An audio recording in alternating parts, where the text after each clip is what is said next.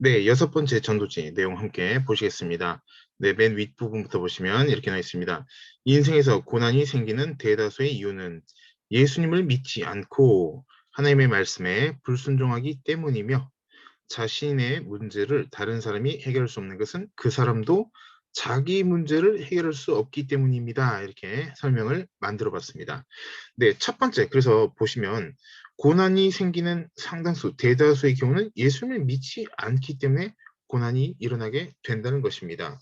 그리고 하나님의 말씀에 불순종하기 때문에 또 역시 고난이 발생하게 된다라고 우리는 보게 된다는 것입니다.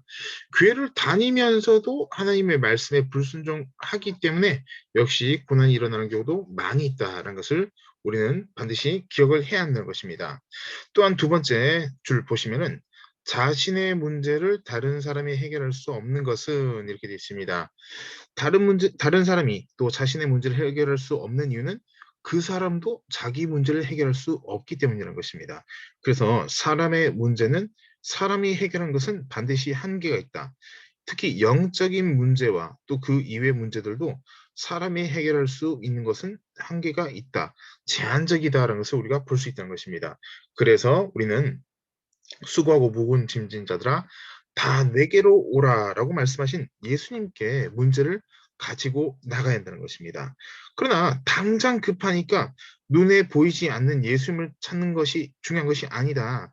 지금 당장 급하니 어떻게 되냐? 친구나 전문가라든가 혹은 능력 있고 돈 있는 사람이라든가 사회적 지위가 있는 이런 사람을 찾아가는 경우가 굉장히 많이 있다는 것입니다. 그러나 그 사람들도 자신의 문제를 이미 해결받지 못하고 살아가고 있습니다. 문제 해결할 수 있는 능력 없는 사람한테 해결해 달라고 말한 것 자체가 굉장히 잘못된 것이다라고 우리는 볼 수가 있다는 것입니다. 첫 번째부터 내용 이제 본론적으로 들어가 보겠습니다. 보시면 이렇게 되어 있습니다.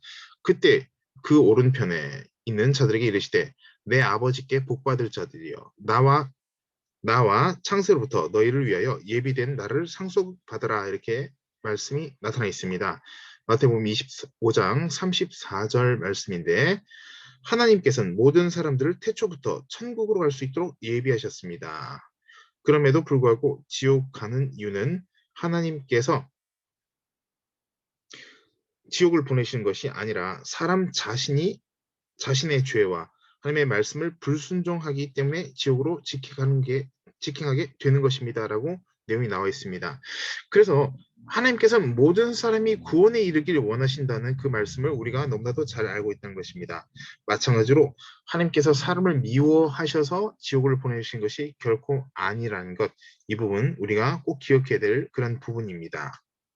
그러면 왜 지옥을 가게 되냐? 바로 자신의 죄 문제라는 것입니다. 다른 사람의 죄 때문에 자신이 지옥에 가는 것이 아니라 자신의 죄 때문에 자신이 지옥에 가게 되는 것입니다. 그 이유는 바로 주님의 말씀을 불순종하기 때문에 반대로 순종하게 될 때 천국에 들어가게 되는 것입니다. 또 예를 들어서 이렇게 설명 한번 붙여봤습니다. 정부에서, 즉 국가입니다. 정부에서, 국가에서 감옥을 만든 것은 잘못된 것이 아니라 죄를 짓는 사람이 잘못된 것이다. 이렇게 내용을 만들어 봤습니다. 그 말이 맞습니다. 왜냐면 지옥을 만드신 하나님께서 왜 지옥을 만드셨냐? 지옥을 애초에 만들지 마시지라고 할 것이 아니라 죄 짓는 삶을 살지 않도록 우리가 회개하고 주님을 믿는 것이 중요한 것이지 왜 하필 만드셨어? 라고 하는 것은 올바른 생각이 아니라는 것입니다. 국민이 정부에다 대고 감옥을 그렇게 왜 만들어? 사람들이 감옥을 들어가게 만드는 것은 정부 잘못이잖아. 라고 하는 것은 정말 이론적으로나 또 상식적으로 전혀 말이 안 맞다는 그런 것입니다. 또한 이 죄는 인생 상담이나 심리학적으로 또 치료받는 그런 문제가 아니라 주 예수님을 믿고 자신의 죄를 회개할 때 해결받을 수 있는 그런 문제라는 것입니다. 왜냐하면 영적인 문제는 육신적으로 해결받을 수 없기 때문입니다. 영적인 문제를 육신적으로 해결받으면 영적인 문제를 육신적인 사람이 가져가야 되는 것인데 그 사람이 영적인 사람이 아닐 경우가 많이 있습니다. 그럼 전혀 해결을 받을 수가 없습니다. 오히려 실타래를 풀려다가 더 엉망으로 꼬이게 되는 그런 일들이 빈번하게 발생하게 된다는 것입니다. 그래서 예수님을 믿지 않는 사람들은 자신의 인생에 뭔가 문제가 있는가? 뭐 저주가 임했는가?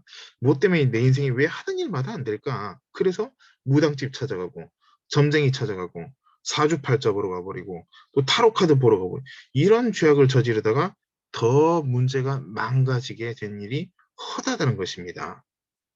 그래서 우리의 문제는 주님께, 예수님께 맡기고 나가야 되겠다라는 것 늘 기억해야 되겠습니다. 네, 두 번째 내용 또 같이 보시겠습니다. 네, 두 번째 말씀 보시면은 네, 이렇게 말씀되어 있습니다. 대답하여 이르시되 너희는 이 갈릴리 사람들이 이같이 해받음으로 다른 모든 갈릴리 사람보다 죄가 더 있는 줄 아느냐? 너희에게 이르노니 아니라 너희도 만일 회개하지 아니하면 다 이와 같이 망하리라. 또 실로암에서 망대가 무너져 치어 죽은 18사람이 예루살렘에 거한 다른 모든 사람보다 죄가 더 있는 줄 아느냐? 너희에게 이르노니 아니라 너희도 만일 회개하지 아니하면 다 이와 같이 망하리라. 누가복음 13장 2절에서 5절 말씀입니다. 어떤 사람들은 누군가에게 좋지 않은 일이 일어나면 그 사람들은 더 나쁜 사람이라고 죄가 많아서 그런 일을 당했다라고 생각한 경우가 있다는 것입니다. 거봐, 그 사람은 문제가 있잖아. 나쁘잖아. 내 그럴 줄 알았지. 이렇게 생각한 경우가 많이 있다는 것입니다. 근데 주님께서 말씀하신 내용을 보면은 그 사람들이 더 죄가 있어서 그런 것보다는 오히려 누구나 자신의 죄를 회개치 않으면은 다음에는 너희 차례가 온다는 것입니다. 다음엔 너희도 똑같은 일 혹은 그보다 더 큰 일이 발생할 수가 있다는 것입니다. 즉 우리가 어떤 신앙적인 관점을 보게 될 때는 교회를 다닌다고 심판을 피해간다라고만 할 것이 아니라 예수님을 온전히 믿고 회개하고 살아갈 때 심판을 받지 않는다는 것이 교회를 출석하기 때문에 심판은 나와 상관이 없어라고만 할 것이 아니라는 것입니다. 그래서 심판은 정말 어디서부터 시작됐냐? 교회 내에서부터 시작된다는 것을 우리가 생각해 보게 된다는 것입니다. 그러므로 저 사람이 저렇게 고난을 겪는 이유가 있어 라고 말하지 말고 우리 스스로를 먼저 돌아봐야 되는 것입니다. 그래서 주님께서 말씀하신 것처럼 너희도 만일 회개하지 아니하면 다 이와 같이 망하리라 라는 말씀을 우리가 늘 기억을 해야 되겠습니다. 네, 세 번째 말씀 같이 보시겠습니다. 네, 욥기 11장 11절 말씀인데 하나님은 허망한 사람을 아시나니 악한 일은 상관하지 않으시는 듯하나 다 보시느니라 되어 있습니다. 상관하지 않으신다라고 말씀드린 게 아니라 상관하지 않으시는 듯 하나 보신다는 것입니다. 다 보신다는 것입니다. 그래서 설명 보시겠습니다. 사람들은 자신들이 짓는 죄에 대해서 대수롭지 않게 생각하는 경향이 많이 있습니다. 또한 남들이 보지 않으면 모른다고 생각하는 경우가 많이 있다는 것입니다. 그래서 믿지 않는 사람들은 아이 걸리지만 않으면 되지 뭘 그래 라고 생각을 하며 온갖 죄를 짓게 된다는 것입니다. 그러나 욥기 말씀 방금 11장 11절 말씀에서 우리가 볼 수 있는 사실은 무엇이냐면 하나님께서는 다 보신다는 것입니다. 그래서 창조주 하나님께서는 모든 것을 이미 다 보시고 또 다 아시기 때문에 사람들의 인생에 개입하지 않으시는 것 같지만 모든 인생에 관심을 기울이고 계신다는 것입니다.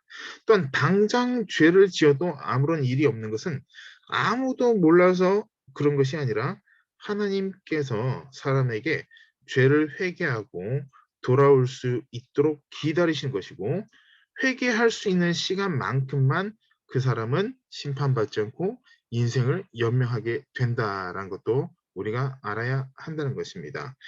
회개할 수 있는 시간을 주신 것이지 계속 죄 짓도록 주님께서 만드신 것은 결코 아니라는 것입니다. 죄는 사람이 짓지만 주님께서 우리에게 시간을 주신다는 것입니다. 그 시간을 죄 지을 것이 아니라 회개하고 돌이키고 주님께 나아가야 한다는 것입니다. 주님께서는 이미 다 보시고 계시고 다 아신다는 것입니다. 네, 네 번째 내용 말씀 함께 보시겠습니다. 자기의 재물을 의지하는 자는 패망하려니와 의인은 푸른 잎사귀 같아서 번성하리라. 잠언 11장 28절 말씀입니다. 대부분 사람들은 자신이 의지한 존재가 있습니다. 그리고 자신이 어려움에 처하게 될 때 의지한 대상이 자신을 그 어려움에서 건져줄 것이라고 스스로 착각하게 된 경우가 많이 있다는 것입니다. 이러한 것은 누군가에 의해서 속아서 혹은 누군가에 의해서 착각하게 되는 것이 아니라 자신 스스로가 스스로 착각하도록 속인 것에 불과하다는 것입니다. 돈이 많이 있습니다. 돈이 많이 있는 사람은 물질에 의지한다는 것입니다. 물질에.